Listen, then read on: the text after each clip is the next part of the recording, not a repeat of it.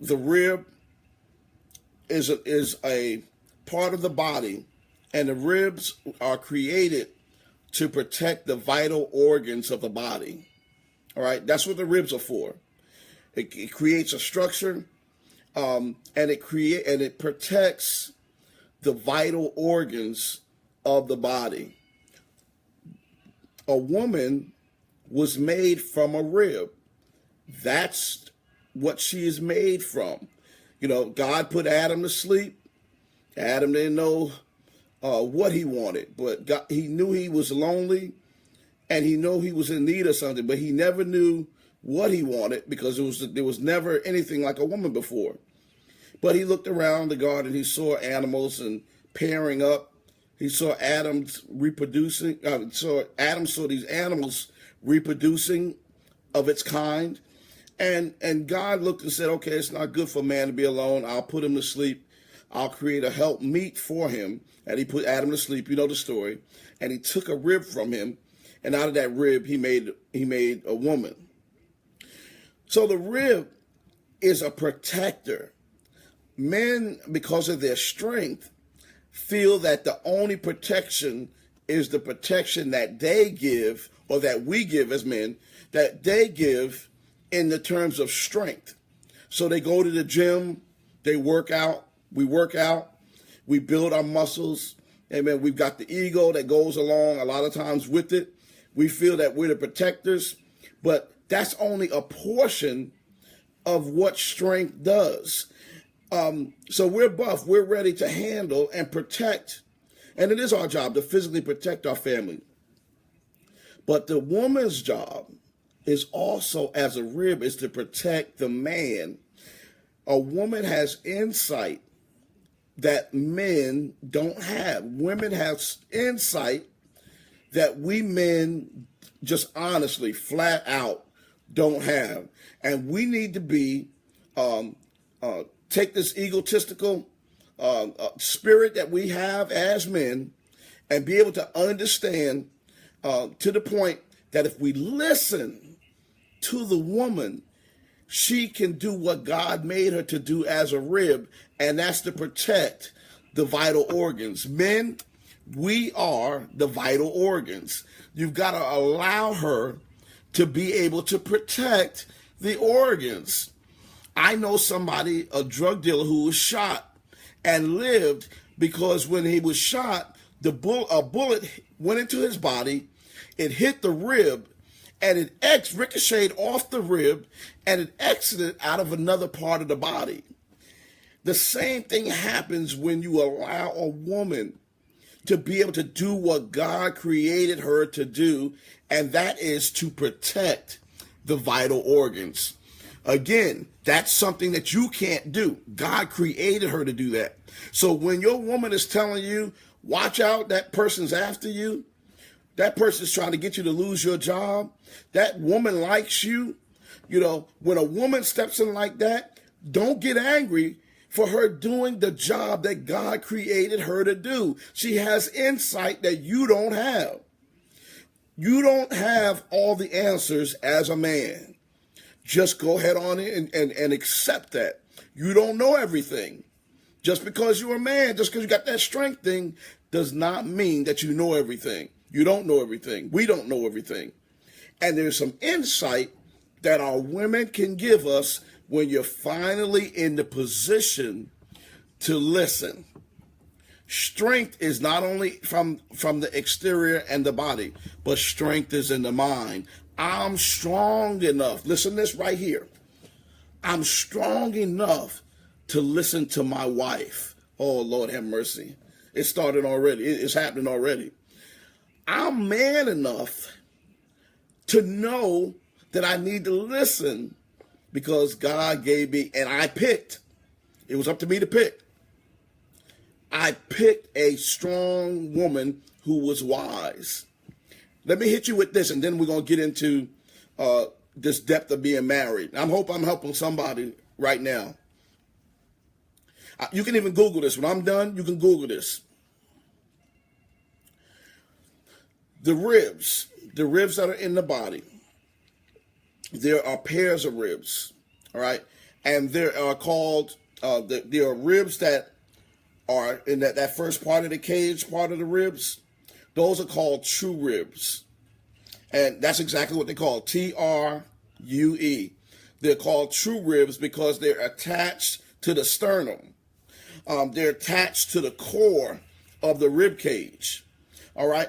So there are true ribs, and then there are some lower ribs. They're by themselves. They sort of stick out like they sort of. If you've seen a skeleton, they sort of stick out like this, but they're not like this, but they're sort of like this. At the bottom, they're called false ribs. Look them up. I'm telling you, this is absolutely correct. And these false ribs are called false ribs because they're not attached to the core or to the sternum. When you pick the wrong rib, you can face consequences for picking the wrong ribs. The protection is going to come from the true ribs. All right? The true protection is going to come from the true ribs. It's not going to come, you see those ribs at the bottom. Again, they don't even come all the way over. The ribs that are not attached to the core are called false ribs. And many times we pick false ribs because we're looking at other things that they have. And we're not looking at the true things that are really going to, oh my goodness, cover us. So if he would have got it in New York when he got shot, if he would have got shot in the lower half, those false ribs would not have been able to protect the bullet, and save his vital organs. But again, because it hit the top part of the rib cage, it ricocheted off the rib and went out of and it exited the body. A false rib will lead you into a lot of trouble. We've known men for picking the wrong ribs. Again, you want to pick the true ribs, and those are the ribs that are attached to the sternum, to your core. Again, everybody is not made for you. And again, ladies, let me say this. What makes the difference between a true and false rib, even in the skeletal, when you look at a skeletal diagram, is where it's located.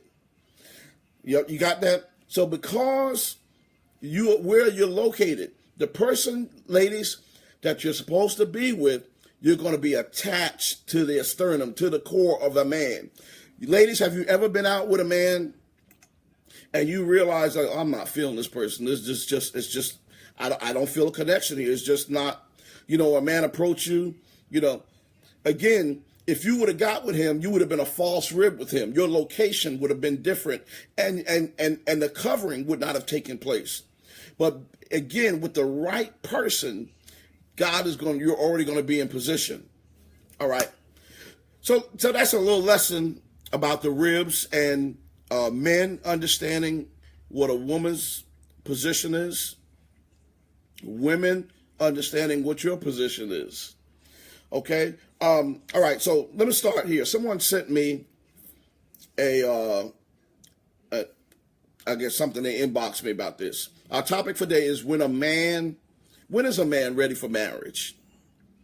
When is a man ready for marriage? And most importantly, when is he not? All right.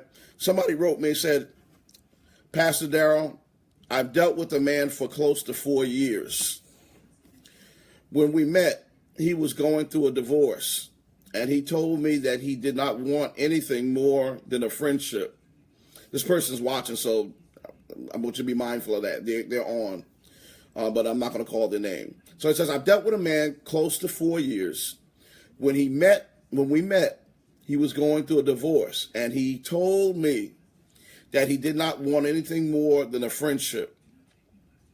During the last 3+ years, I was allowed to be around his family and his 2 children. Listen, stay with us. I completely adored him and those children. As time passed, watch this, I hoped things would have changed, but they did not. That's a common mistake that many women, y'all know, that's a common mistake. But let me just read the rest of it and I'll jump in. As time passed, I hoped things would have changed, but they did not.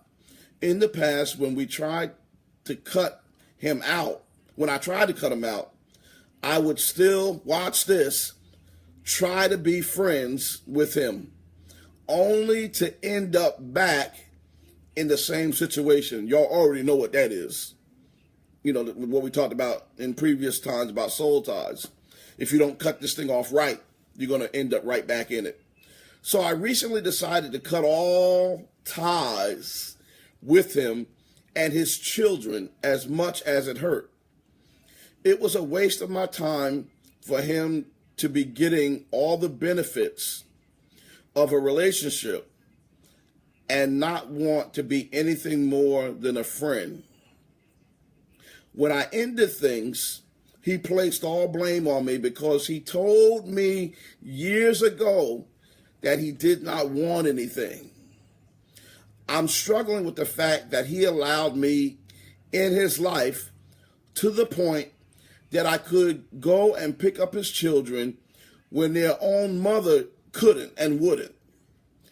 I feel selfish for wanting to leave because his kid's mother is not a part of their lives. But I felt it was unfair to all of us to continue what we had going on for it to eventually end anyway. If he wanted me, it would have happened by now. Boom. That's almost what this whole segment is. Y'all saw that post I put up on my wall early today, sort of similar to that. If he wanted me, it would have happened by now. That I probably need to preach that somewhere. Just that right there. If he wanted me, it would have happened by now. If they wanted you, it would have happened by now. I'm just really struggling with wanting to reach out to him when I know I'm doing the right thing by walking away. I just need a little bit of guidance on what to do so I won't return to the situation because it's so familiar. I know I deserve better. So does he, and so does his children. All right. Okay, there's a lot here to unpack. I believe this one right here can probably last the entire. We can chew on this and learn from it and unpack this. And this is how you learn. You learn by you learn by going through it yourself, and you also learn by example if you're paying attention and you're prayerfully paying attention. All right.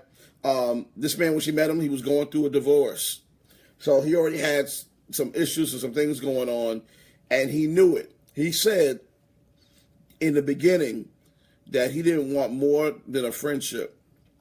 Ladies, when a man tells you something, especially like this, believe him. A lot of times when we're looking for different things, when we're trying to you're trying to have our cake and eat it too, we often lie. We tell you whatever you want to hear, whatever we think you want to hear. That nature in us makes us, it just makes us do it. We just do it. We just tell you whatever you want to hear.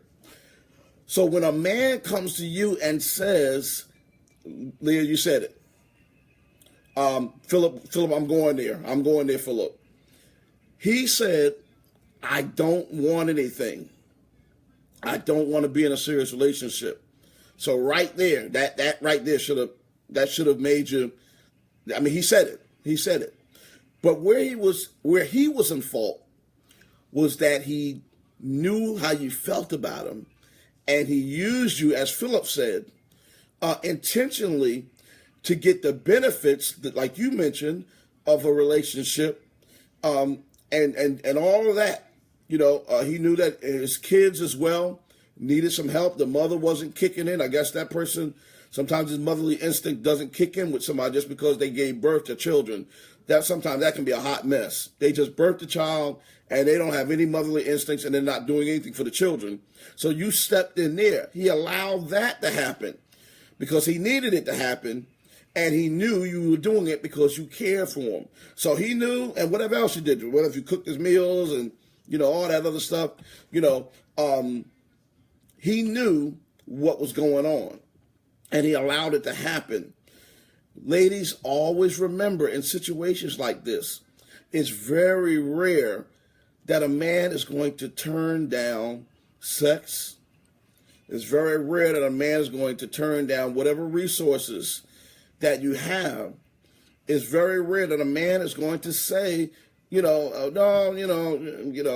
and especially if they know that you're attached, especially if they know that you have feelings for them, baby, they're gonna ride it out. I'm telling you, I'm telling you from experience. You hear me here? They're gonna ride that out. So it's up to you, women. You can't give a man everything, particularly if you're not married to him, especially if he tells you up front what the deal is. Now he's not going to keep repeating it. As long as you flowing, he already said in the beginning, it's almost like an agreement. You ever take somebody to court for something, and when you get to court, or you've ever seen somebody take somebody to court for something, and the judge points out in that little defined print there, such and such and such and such, and they say you don't have a case here. You can't fight anything here because it's here in the fine print. Now that person, that business could have done you dirty.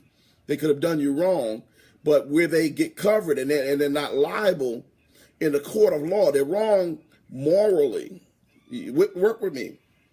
They're wrong morally, they're wrong in principle, but where they're covered is this mess that they put in the small fine print. And he did that in the beginning, so he's using that. He's putting the fine print back up in your face. It says right here, we in court now. It says right here, I said, I do not want a serious relationship. He never repeated it. That's his fault. He used you. That's his fault. He never put up front the terms of your relationship. Thank you, Regina. That's good stuff. Man, women are awesome. Full disclosure. He didn't give you that full disclosure, but it was in fine print because he put it in fine print by saying it. But he allowed it to happen. And what happened?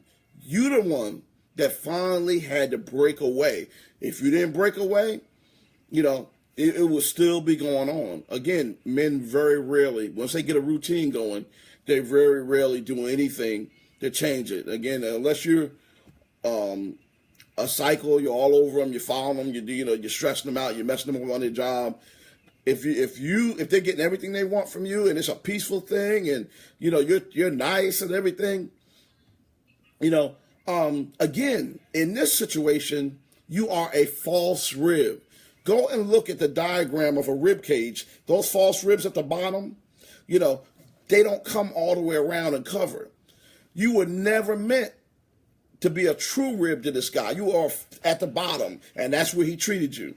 At the bottom, those ribs that don't come all the way over, and those ribs that are not attached to this core, to his sternum. As far as he's concerned, that spot for a true rib is someone else. It's not you. It's not you because you did everything for him, and he's shown you that you're not the one. Okay? You mentioned about thinking about you need some guidance so you don't return. Don't return. Cut all ties with this person. I feel bad for the kids, but look at it this way. Nothing is wasted. Nothing is wasted in terms with God, even with God in our life experiences. Nothing is wasted. I know we feel, man, I wasted my time. You really have been a blessing to those children. And the things that you've taken the time and imparted in them, even though this was a bad situation, the time that you put in, you will be blessed for it because you looked after those children, you took care of them the best way you could, you stepped in where a mother was trifling, and you stood in the gap, and you will be blessed. And those kids will always remember what you've done. This goes with them for a lifetime. Think about yourselves as an adult. Many people that have helped us along the way, we never forgot what they did for us. You were a blessing to those kids. But that blessing, some blessings are for a season. The season is over, and God will send someone else. Those kids are going to be all right. Just keep praying for them. But you can't mix this, because you're not a true rib here. You're a false rib as far as he's concerned. And so now that you understand your place in this structure, you now know how to govern yourself. Mind you, you're going to have to pray and cut yourself. Hopefully you're doing this process, cut yourself from the soul tie, because if that spirit is going to come at you again. And what he's going to come at you again with is, he may even say, you know what, hey, I'm ready to be, because that spirit will lie. That spirit wants to reconnect, get that sex going again. So that spirit will go, hey, oh, I love you, I'm ready. Ooh, you took care of my kids. Let's be a family. And they do whatever to get you in the bed, and then he might let it, hang out for, might be nice for 3 months, and then boom, Dewey Upshur, thank you so much for being with us. And I like that what he said. If all he has is swag, what good is it? Swag does not equal transparency. That's good right there, Doc. I like that. Swag equals opportunity. There is a tremendous difference between the two. That's good stuff right there. If any of you want to come on, go ahead and tag me. And if you want to say something about this, I'd love to bring you on live with me. I've never done it before, so come on and be the first person that'll join me live and put in your 2 cents what you think. So go ahead and hit that button. I think there's a button there saying that you wanna say something. You're gonna be on camera here, but make sure your hair is done and make sure you're dressed appropriately. But if you want to jump in here and chime in live, you're more than welcome. So getting back to that point, if a man wants something to happen, he would have done it by now. And you've got to realize that men often will do whatever they can to stretch things out and to keep things going as long as possible in their favor. And it's not in your favor because you're waiting. Other thing is, if you've ever been to Atlanta airport or the bigger airports, they have those train shuttles, and or you can use a shuttle that'll take you to your next destination. When you're on a shuttle, you already know that the trip is short, so you're not going to unpack certain things. You're not going to. You might not take your iPad out. You might not take your shoes off. You might not become comfortable because a shuttle, watch this, is just something to take you from one place to the other, and it's not meant as the main area of transportation that's going to take you to your destination, so you don't get comfortable. Ladies and men, many of us have been used as a shuttle. Oh, Lord. They needed something from one point to fill in a gap, from one point to the other. They needed something that was going to help bridge this gap and get them to where they need to be. And people often use each other as shuttles. They're not invested in you. They're not relaxed in you. It's not a relationship. You're just a shuttle, as Sister Fairley just said. Repeating what I said, it's just a shuttle that they're going to ride. And I've been in the Atlanta airport several times, and they've got the shuttle system that takes you to concourse A, B, and C, and all of that. Most folk don't even sit down. I wish y'all saw that. Get the spiritual content of that. Most people don't even sit down when they're in a shuttle. They're actually standing up because they're not invested. They're not invested in the ride. They're not invested in the ride. It is just a quick deal to get them from concourse A to concourse B to concourse C. You are not a mainstay. They don't even plan. They're just letting you shuttle them from the relationship they got out of, and that's what you were here. You were a shuttle from this divorce until the point where he finds somebody that he wants to be with. You're not that person. Ladies and gentlemen, many times, if you're looking at the signs when you're at the airport, it clearly says shuttle. So, and even on, when you get to the shuttle area, there are different signs. If you watch the signs and read the signs, you know that it is, even if it doesn't say shuttle, that it's going to be a temporary word, like path train. I'm from New Jersey. So the Newark has the path train. It's a path train. A path is not a highway. Oh, I wish I had two people, somebody that would just holler like we in church. A path is not a main road, a vehicle. It is a path. It is something quick. It is an intermediary type of situation.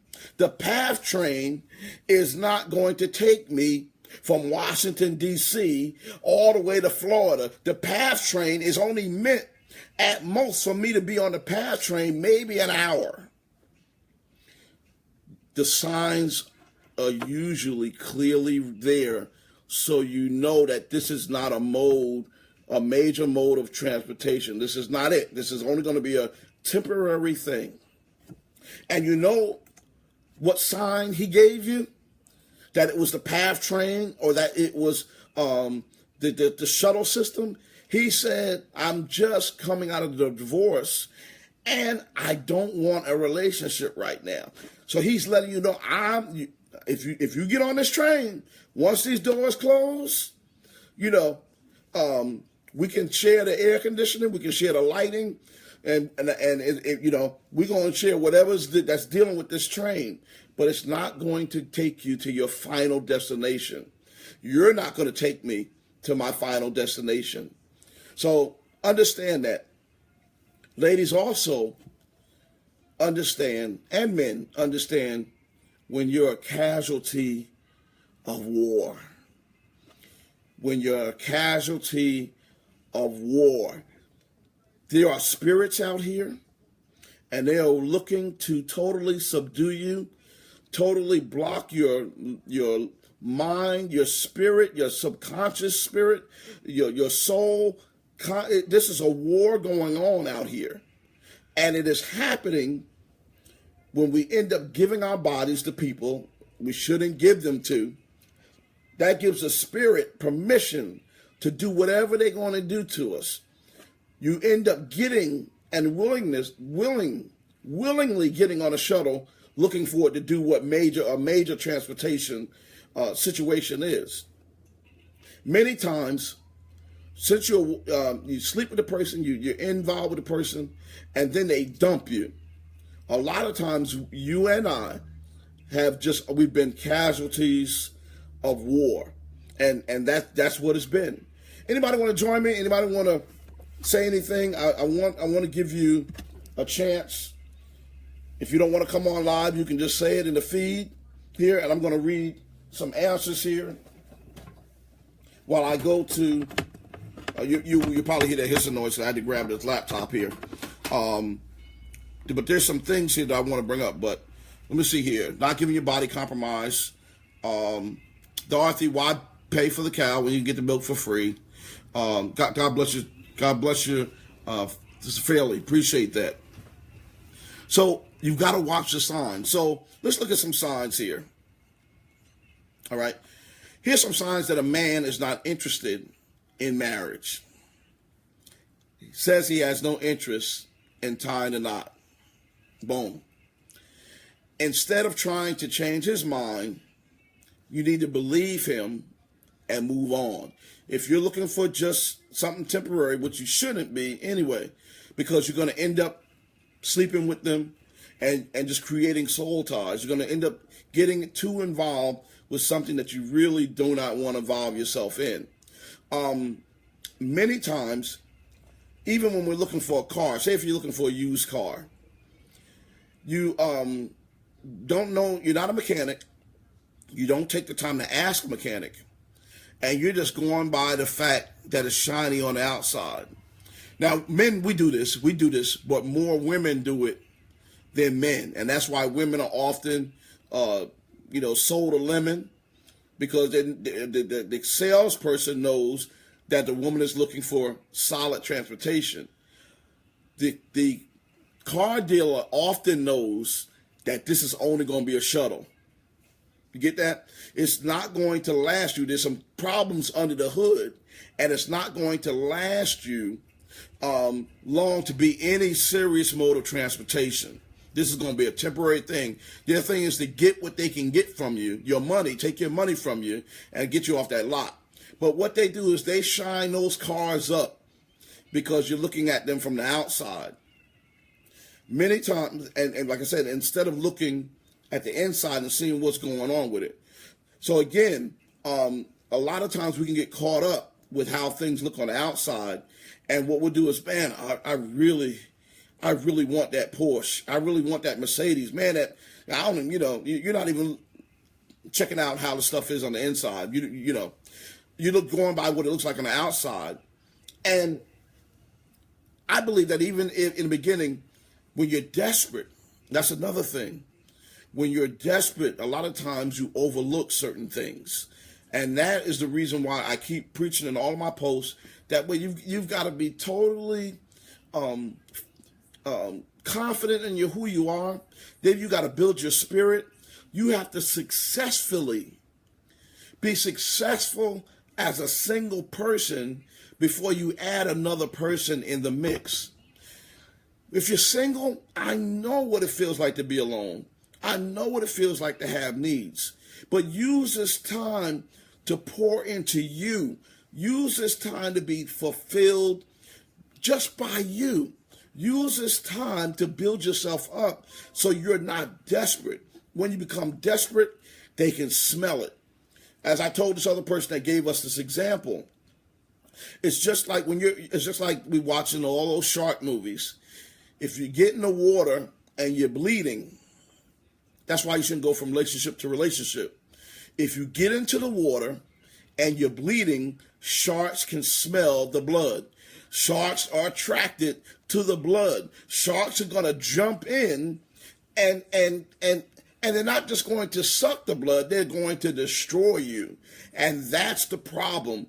When many of you are tied, you're tied up from a previous relationship, you're hurt, you're damaged, and you're bleeding, and you make the mistake of getting back into the water.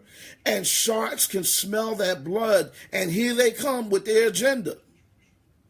All right?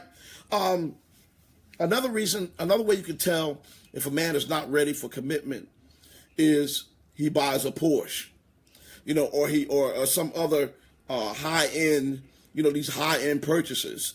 He's basically acting financially immature and irresponsible. He's not thinking of you for the long term, especially if he didn't even mention it to you. If he's an impulse type person, he's not looking at his finances. Just watch him. Just watch him. And you realize if you drive, you're trying to be a family. He's buying a Porsche. All of his money is going to be tied up. He's letting you know this is for shuttle purposes only. This is not a family. I'm not invested. Okay. If he calls his married friend, what he says about his married friends or married people, if he calls them losers, listen, the signs are there. If he calls them losers, if he speaks, if he doesn't speak well of people who are married, if he doesn't believe, you can listen to him. If he's having trouble believing in the sanctity of marriage and believing a marriage can work, if he's not speaking well of marriages, that's another sign. How did he respond to the Kevin Hart situation? How did he feel about that? And listen to his words. What did he actually say when he heard about the Kevin Hart situation? A lot of the things that, even in that, just him giving an example of how he felt about it, can give you some clues whether he's ready for marriage and how serious he's going to be. Any man that's serious about marriage and serious about the sanctity of marriage is going to be totally upset when they see situations like that, because they know, or they should know, what it does to a family. How you can tell that a man is really serious without you begging him is he begins to talk about the future. And he talks about the future not for things for himself, but he's including you in them. Baby, I'm looking, such and such, you and I believe, God, that we're going to, together, we're going to walk together. We're going to do these things. We're going to grow together. We're going to be a family. He talks about children. He talks about making plans to buy or rent a house. Or he's looking at different things that have to do with the future. He may even begin to subtly start asking you questions about marriage. These are key things you want to listen to and key in on. But what is he talking about? What does he talk about? I'm not even going to give him 80 or 90% of the time. What is this guy talking about 70% of the time? Use that as your litmus test. Don't tell him. Listen and watch and pray. Be observant. God created you to be a rib, and a rib is a protector of the vital organs. The rib can do more than a man can do in this particular case. You were made to protect, and the wisdom and the insight God gave you as a woman, it allows you to have a certain foresight that we men don't have. So you all are smarter than us. You all are able, in certain areas, God has given you wisdom that he hasn't given us. Men are created to lead the world. They're created to be the head. They are created, but they're not created to rule in terms of to the point where you feel like you have to raise a woman. She's not your child. Okay? So a man needs to understand that purpose. But women, you've got to understand what God has given you and use it to the best of your ability that will help you pick out the person that you're supposed to be a true rib with. You pick the wrong one, your position immediately is lowered, and you are down at the bottom here, and you are a false rib. And that's why he's looking for other ribs to place on top. He'll marry a true rib, what he feels is his true rib, but he won't marry you, no matter what you're doing for him. Thank you, Dewey Upshaw. I appreciate that. Check this out. Another way is they'll start talking about children. They'll start talking about children and the future. They'll look at doing certain things that will help them to become financially stable. So that in turn, they've got a financial plan that's kicking in as well. Okay? So these are things that you can look at, and all of these things will loudly scream the sign whether this is going to be a major mode of transportation that's going to take you from your starting point to your final destination, or is this person only a shuttle? If you just joined in, I hope you may have to go back and get the content of that. And so again, this is how you can tell. Listen to the man. Listen to what he's saying. If you've been with a man over a year and he's not talking about marriage on his own,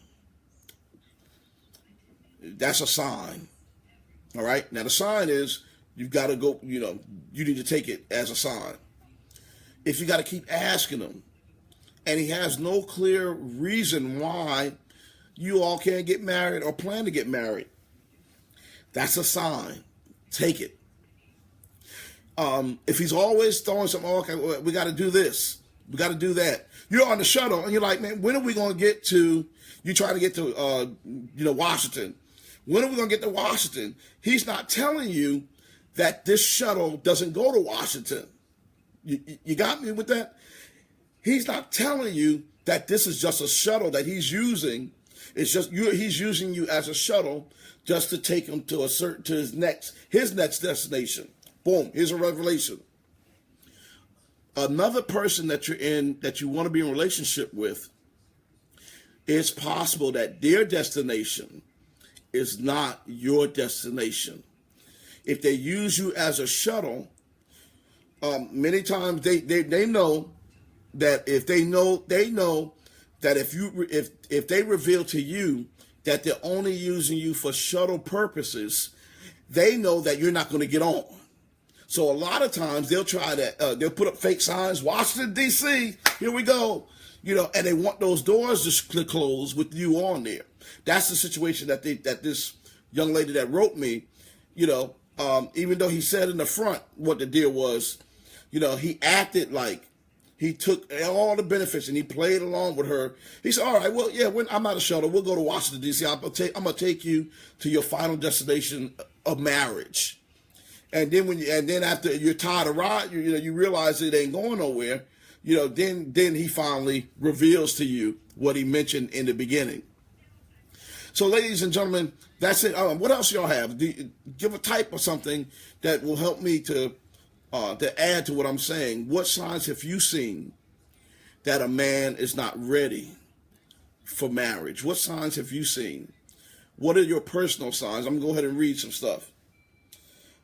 Christopher says, Pastor Cherry, my husband tends to treat me like his sibling instead of his wife. Can you help me understand that? What I mean, when he gets upset at something, this is pretty long, if he gets upset with something, he acts like he's in a competition with me instead of on the same team. I recently asked him why he does this, and he said, I don't know. We've been married 5 years. All right. Y'all gonna have to in the situation, Crystal, and it's tough because it's tough to undo something once you're already in it. Once you've trained a person, and when I say train, I'm not saying train them as a dog, but we show people what we're willing, what the standards are. Lorraine, God bless you. So glad you're here, my friend. But when we don't speak up and we don't say anything, we end up allowing certain things to happen, and that creates this pattern. They're like, oh, this is who this person is. Because you've shown them, or you've allowed them to do what they've done for so long, they're going to continue in it. So you're going to have to, at this point, it's tough because he's had 5 years of just doing whatever he wants, treating you like he's your sibling, or like you're his sibling. You're going to have to change the atmosphere, take him out, go out somewhere to eat, take him out somewhere. And somebody said no sound. Can y'all hear me? Please let me know. Can you hear me? I want to make sure that you all can hear me. Deborah just put that up there. Can y'all hear me? Okay, let me know if you can still hear me. Okay, all right. Thank you, Kika. Appreciate that. All right. Yes, thank you, sir. Appreciate it. Brenda Carpenter, thank you so much. All right. So you have got to, thank you, Dawn. Philip, thank you. Darlene, thank you. Thank you so much. Okay, Leela, thank you so much. You have got to realize that many men did not have a good example to watch of how a man should treat a woman. Their last impression was the caveman days. When you've seen those pictures where a caveman had that big walking stick and he's dragging a woman by her hair and she's smiling and she's just as content and silly, because and I'm saying silly in the caveman situation, not anybody else's situation, because she's enjoying it because she's not doing anything about it. He's cool with it because she's not doing anything about it. So many men many men have not had a positive example of what a relationship should be like. really, a lot of men don't understand even the biological structure and this, that, like I told you about the ribs, what a woman is supposed to do. And when a man steps out and tries to do what God created a woman to do, he's going to make a mess because he doesn't have the insight and he wasn't built that way to do what God intended the woman to do.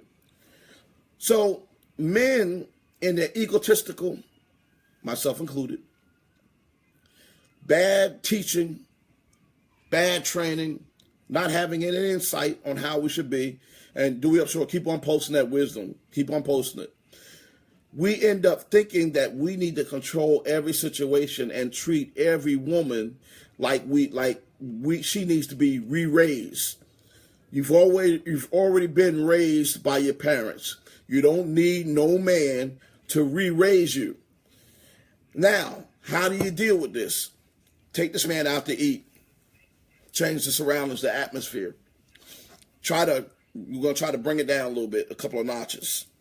Don't do it in the house. Again, men are the priests of the home. That's what the Bible says. That's what they're supposed to be doing. That's their role. So you're getting ready to hit them at another level.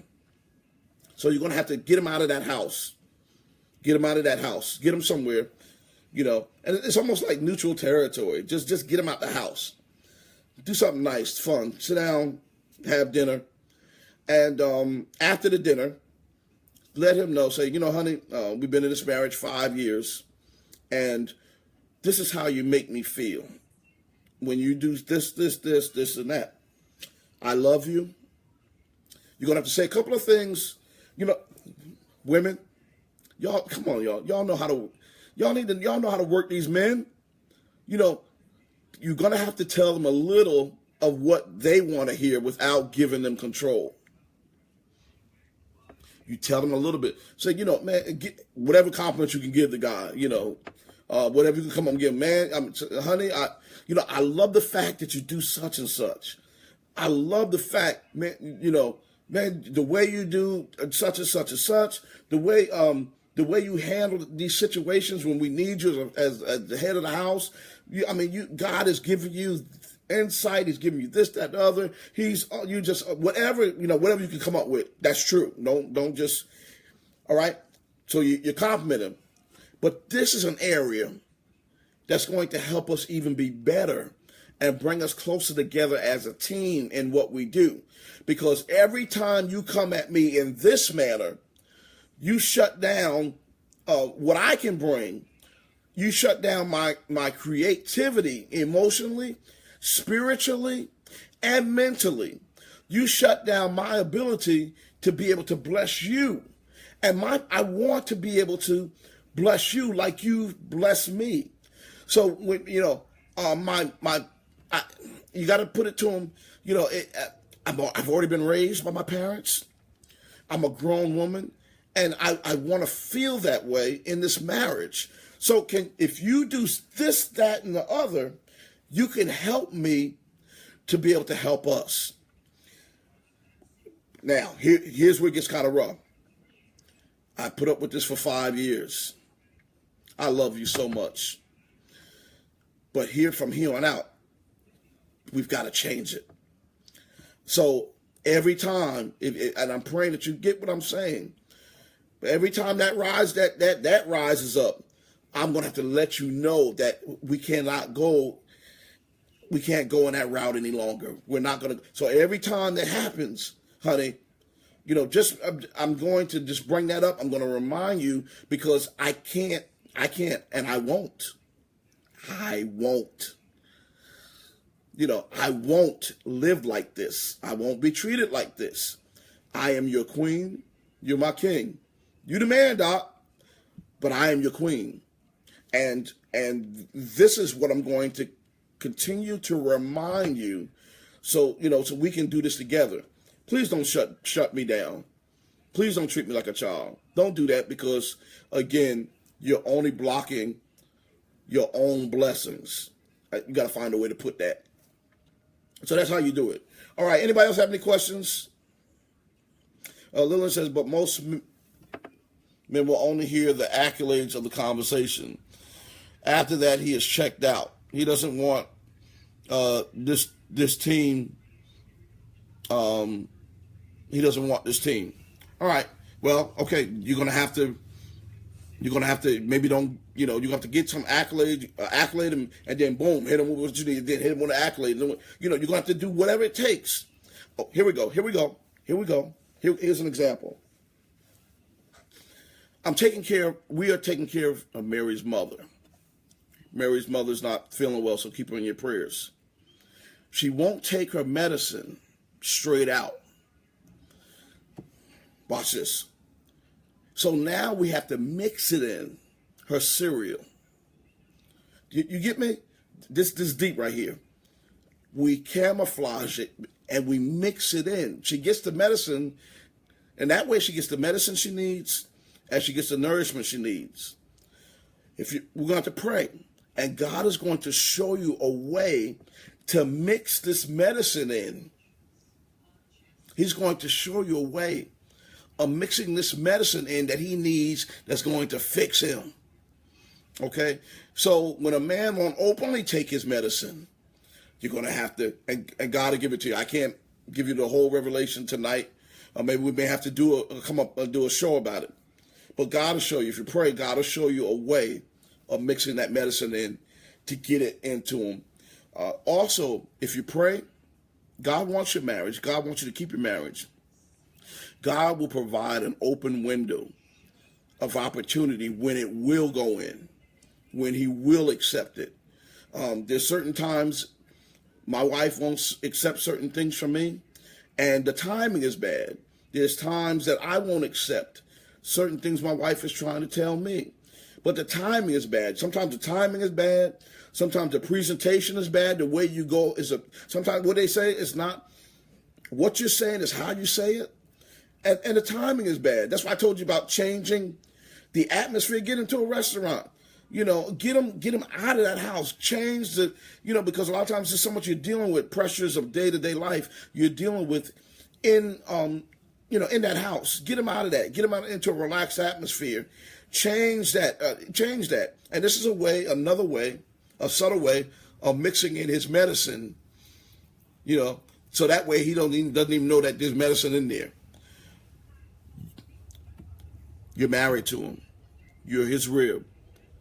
God has given you wisdom to deal with this man in a way that no one else can deal with him.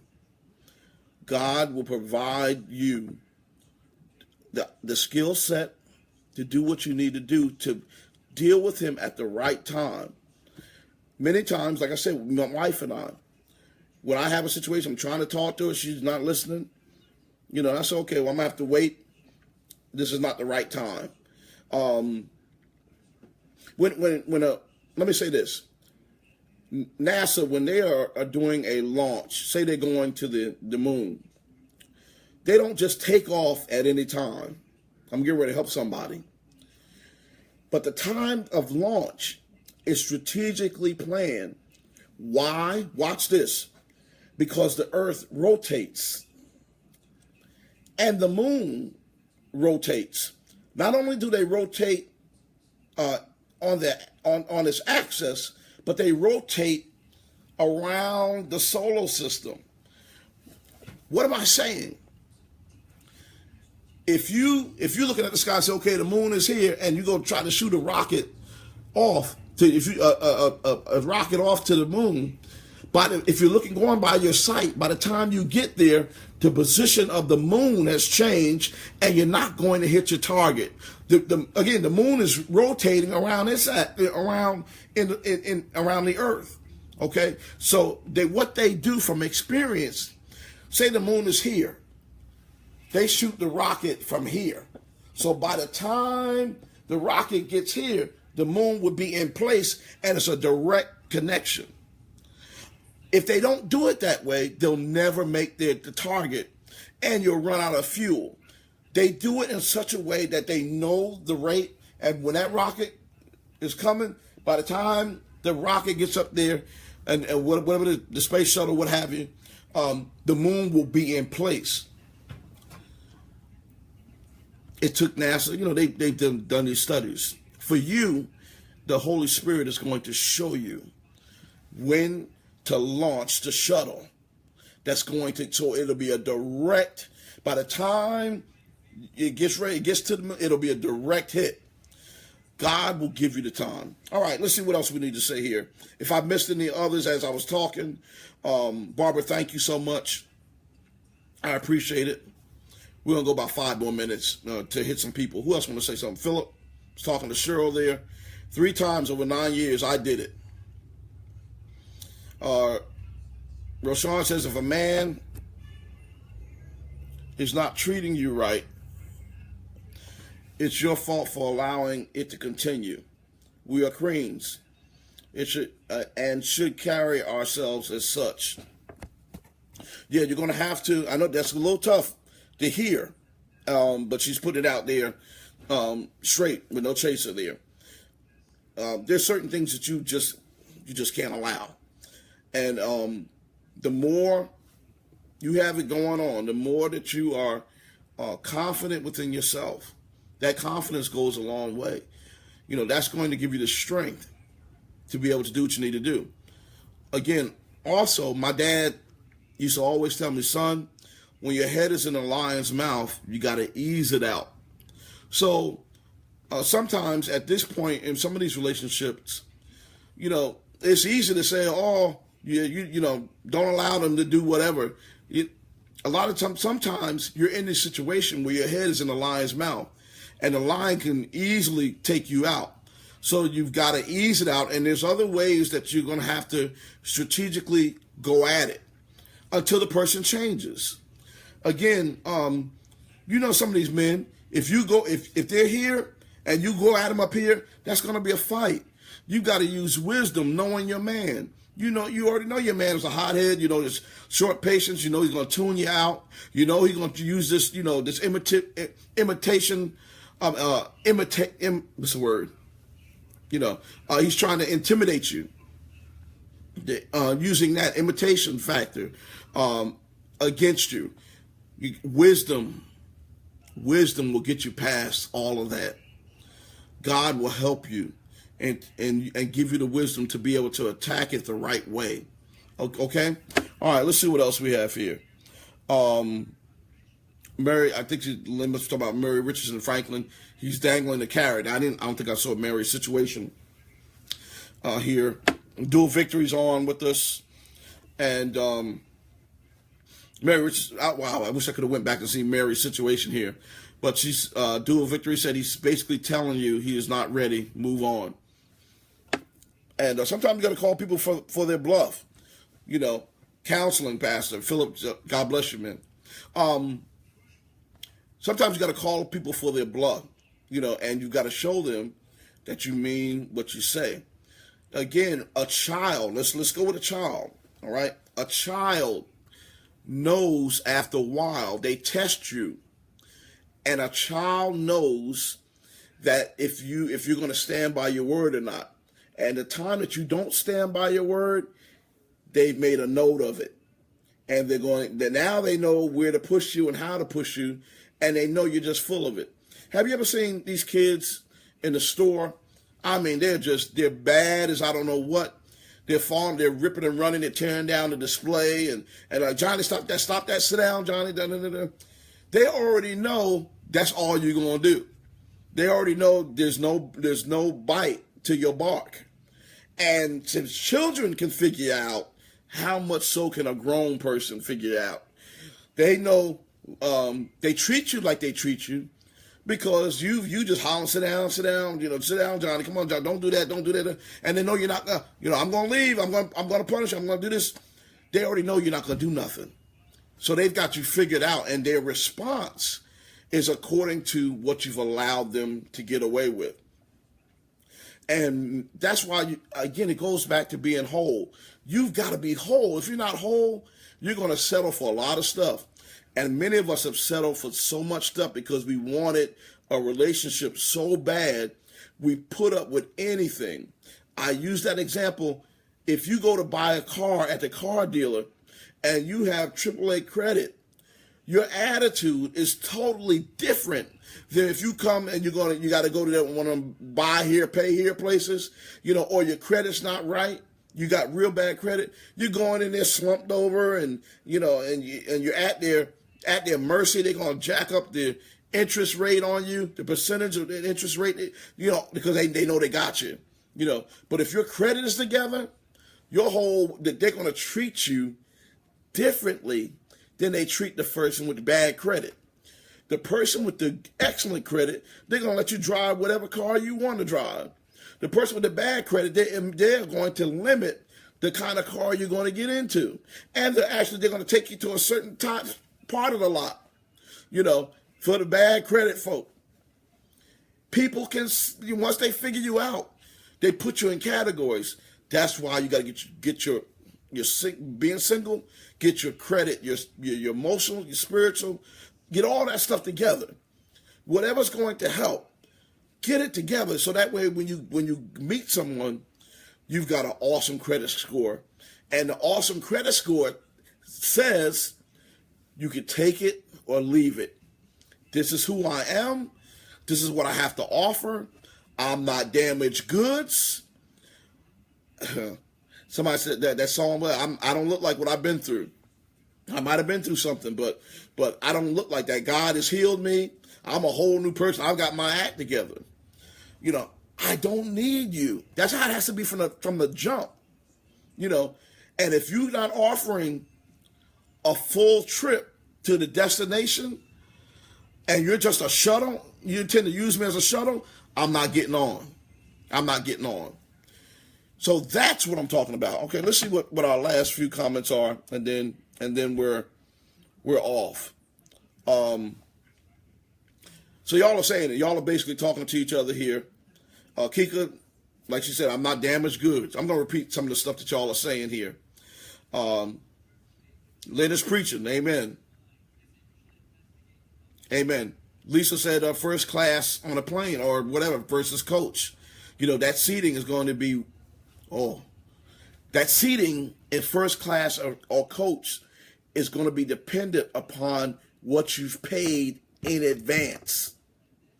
The things that you've done in advance. The things that you've paid for and have done in advance. You walk on that plane, you're going to first class because you've paid for first class in advance. That means everything that you put toward working toward yourself, going to the gym, working on exercising, watching, your intake and all of that, working on yourself daily, reading God's word and allowing God's word to impart in you and to manifest itself in you and to make you wiser than you've ever been, allowing that relationship with God to make you whole. That's paying. Everything you do is paying for your first class ticket. So when you walk on the plane, you automatically are escorted. Amen. When you meet someone, amen, you ain't even got to open your mouth. When you get on a plane, you know what the first class plane, the seating looks like. You know what it looks like in there. You can immediately tell without anybody having to say anything, the difference between first class and coach. It almost seems like there's a dark cloud over the it's like a smoking section, over the coach area, and watch this. Thank you, Lisa, because you gave me an example, and God is ministering to me to minister to you all. And I'm getting off after this. There are more seats, seemingly, from what I can tell.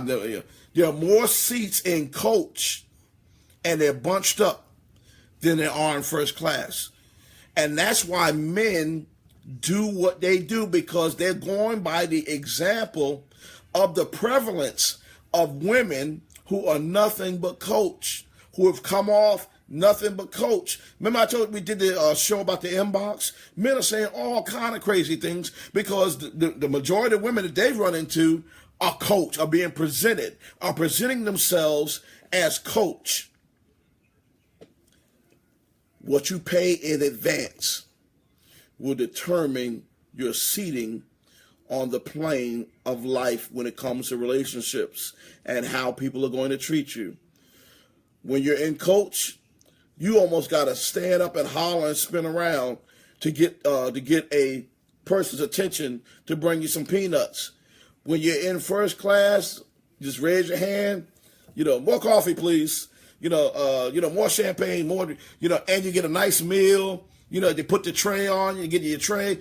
That's first class, baby. That's what you paid for. Oh, that's what you paid for in advance. By investing in yourself before you get on the plane. Invest in yourself, and the people around you will treat you accordingly. But when you go to coach, you don't invest in yourself. You wait to the last minute to get a ticket. You have limited resources, and you're going to be handed peanuts. Whew, that's it.